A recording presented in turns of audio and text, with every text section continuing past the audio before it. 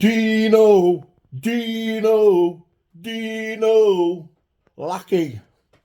Right, I've seen the podcast today. I found it very interesting. Now, I'm going to pull up a few points. Because when I was on the camp, no one done jack. Because I punched the head clean off you. That's what I done. Punched the head off you. Right? Did you not tell people, Dean, that, after the fight?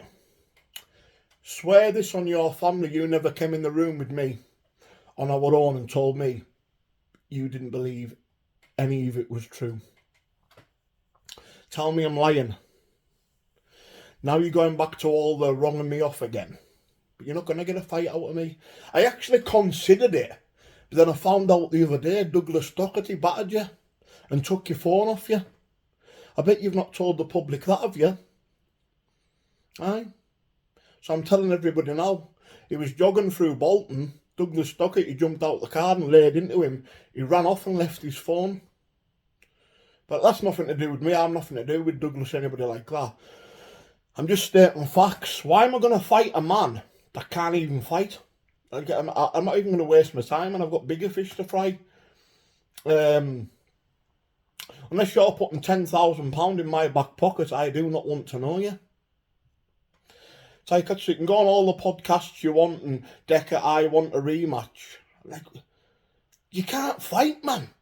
Seriously, you can't fight. So there's no point in having a rematch. Listen, I've got no problems or any beef with anyone else on your side.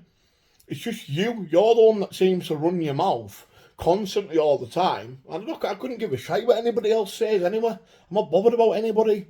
The thing is, I turn up and I fight. That's the bottom line with me. Nobody can ever take that away from me. All my fights are on YouTube to see. I'm a fighting man. But you, why don't you get a job in a beauty shop? Because you're quite a good looking lad when you look after yourself, lose a bit of weight, get yourself all nice, little bit of stubble, get your eyebrows plucked. Not a bad looking fella. But you're a waster. And you're a pretend gangster. And you're a nobody, mate. Like, you're a nobody. You're absolutely nobody. Seriously. Like, you're absolutely nothing. So you can go on all the podcasts you want, Central Club, anyone.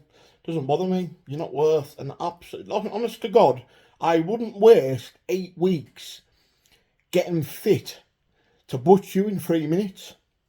What's the point?